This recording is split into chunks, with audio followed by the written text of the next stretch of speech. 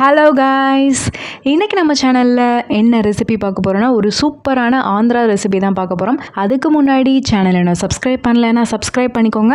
வாங்க வீடியோக்குள்ளே போகலாம். இன்றைக்கி நம்ம பார்க்க போகிற ரெசிபி என்னென்னா மாங்காய் பருப்பு சாதம் தான் பார்க்க போகிறோம்.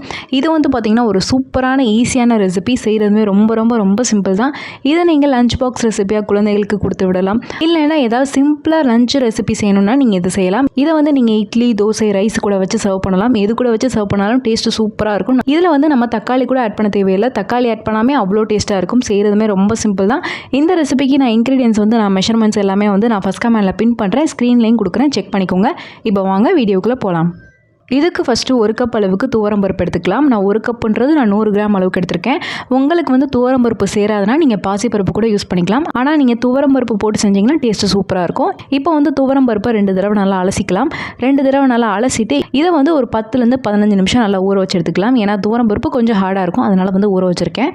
இப்போ உங்களுக்கு தேவையான அளவுக்கு மாங்காய் எடுத்து வச்சுக்கலாம். நான் பார்த்திங்கன்னா ரொம்ப சின்ன மாங்காய் தான் எடுத்திருக்கேன். ஏன்னா இதுக்கு நிறைய ஆட் பண்ணால் ரொம்ப புளிக்கிற மாதிரி ஆயிரும். ஸோ ஒரு மாங்காய் தான் நான் எடுத்திருக்கேன். அதை சின்னதாக கட் பண்ணி வச்சுக்கலாம். அப்படி உங்களுக்கு பெரிய சைஸில் வேணும்னா நீங்கள் பெரிய சைஸில் கட் பண்ணிக்கலாம். சில பேர் தோல்லாம் பீல் பண்ணிவிட்டு அதுக்கப்புறம் வெறும் மாங்காய் மட்டும் ஆட் பண்ணுவாங்க.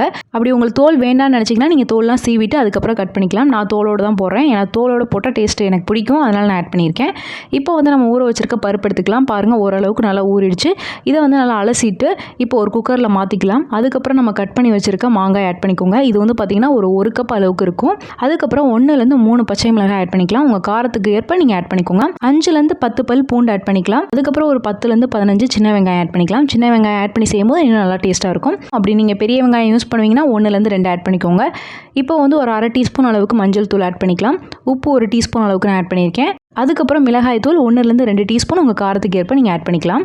அதுக்கப்புறம் 1 டேபிள் ஸ்பூன் அளவுக்கு நல்லெண்ணெய் ஆட் பண்ணிக்கலாம். நல்லெண்ணெய் ஆட் பண்ணி செய்யும்போது நல்லா வாசமாக இருக்கும். இப்போ 2 கப் அளவுக்கு தண்ணி ஆட் பண்ணிக்கலாம். இதெல்லாமே ஆட் பண்ணிவிட்டு விசில் பார்த்திங்கன்னா நான் ஒரு 3லேருந்து 4 விசில் வைக்க போகிறேன். பருப்பு நல்லா குழஞ்சா நல்லா டேஸ்ட்டாக இருக்கும். சில பேர் மாங்காயை தனியாக வேக வச்சுட்டு அதுக்கப்புறம் பருப்போடு ஆட் பண்ணுவாங்க. ஏன்னா பருப்பு நல்லா மசியணுன்றதுக்காக. நான் ரெண்டையுமே சேர்த்தே போட்டுட்டேன். ஏன்னா தோலோடு இருக்குது, அதனால் அப்படி ஆட் பண்ணிக்கிட்டேன். இதை பார்த்திங்கன்னா லைட்டாக மேஷ் பண்ணி விட்டுக்கோங்க கையிலே. உங்களுக்கு நல்லா மேஷ் பண்ணணும்னா நீங்கள் நல்லா மத்துக்கட்டை இல்லைனா மேஷர் வச்சு நல்லா மேஷ் பண்ணிக்கலாம். நான் கரண்டியிலே லைட்டாக மேஷ் பண்ணிக்கிட்டேன். இப்போ பாருங்கள், நல்லா ரெடி ஆயிடுச்சு. இதை நீங்கள் திரும்ப ஸ்டவ்வில் வைக்கிறதா இருந்தாலும் ஒரு கொதிக்கு நீங்கள் வச்சுக்கலாம். இப்போ ஒரு சின்ன பேனில் 3 டேபிள் ஸ்பூன் அளவுக்கு எண்ணெய் ஆட் பண்ணிக்கலாம். அரை டீஸ்பூன்லேருந்து 1 டீஸ்பூன் அளவுக்கு கடுகு ஆட் பண்ணிக்கலாம். அரை டீஸ்பூன் அளவுக்கு சீரகம், 1 டீஸ்பூன் அளவுக்கு கடலைப்பருப்பு, 1 டீஸ்பூன் அளவுக்கு உளுந்து, சின்ன வெங்காயம் பார்த்திங்கன்னா ஒரு 2 டேபிள் ஸ்பூன் அளவுக்கு கட் பண்ணி வச்சுருந்தேன், அதை ஆட் பண்ணிக்கலாம். அதுக்கப்புறம் வரமிளகாய் 2லேருந்து 4 உங்கள் காரத்துக்கு ஏற்ப நீங்கள் ஆட் பண்ணிக்கலாம். 1/4 டீஸ்பூன் அளவுக்கு பெருங்காயத்தூள் ஆட் பண்ணிக்கலாம். கொஞ்சமாக கருவேப்பிலை ஆட் பண்ணிவிட்டு நல்லா தாளிப்பு ரெடி பண்ணிக்கோங்க.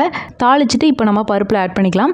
பருப்பில் ஆட் பண்ணிவிட்டு நல்லா மிக்ஸ் பண்ணிக்கோங்க. பாருங்கள், சூப்பராக ரெடி ஆயிடுச்சு. லாஸ்ட்டாக கொத்தமல்லி தழை போட்டுடலாம். கொத்தமல்லி தழை போட்டோன்னா நல்ல மணமாக இருக்கும். பாருங்கள், நான் இப்போ காமிக்கிறேன் உங்களுக்கு க்ளோஸ்அப்பில் எந்த அளவுக்கு அழகாக இருக்குன்னு. இப்போ நம்ம சுட சுட ரைஸில் சர்வ் பண்ணிக்கலாம். இதுக்கு பார்த்திங்கன்னா நான் சைட் டிஷ்ஷாக மாங்காய் ஊறுகாய் செஞ்சுருந்தேன், அதை தான் வச்சுருக்கேன். இந்த ரெசிபி உங்களுக்கு வேணும்னா நான் டிஸ்கிரிப்ஷனில் லிங்க் தானே, செக் பண்ணிக்கோங்க. அதுக்கப்புறம் வடகம் வீட்லேயே செஞ்சது நான் வச்சுருந்தேன், அதை நான் ஃப்ரை பண்ணி எடுத்துகிட்டு வந்துட்டேன். இப்போ நம்ம மாங்காய் பருப்பு குழம்பு ஆட் பண்ணிக்கலாம். பாருங்கள், சூப்பராக இருக்குது. ரொம்ப டெம்ப்டிங்காக இருந்துச்சு. வீடியோ எடுக்கும் போதே ரொம்ப டெம்ப்டிங்காக இருந்துச்சு. சுட சுட சாப்பாடில் நெய் ஊற்றி சாப்பிடுங்க, அவ்வளோ டேஸ்ட்டாக இருக்கும்.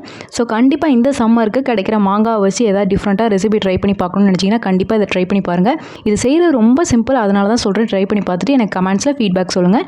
இந்த ரெசிபி உங்களுக்கு பிடிச்சிருக்கும்னு நினைக்கிறேன். பிடிச்சிருந்தா லைக் பண்ணுங்கள், ஷேர் பண்ணுங்கள், கமெண்ட் பண்ணுங்கள். மறக்காமல் சேனலை சப்ஸ்கிரைப் பண்ணுங்கள். இன்னொரு வீடியோவில் பார்க்குறேன். பாய்.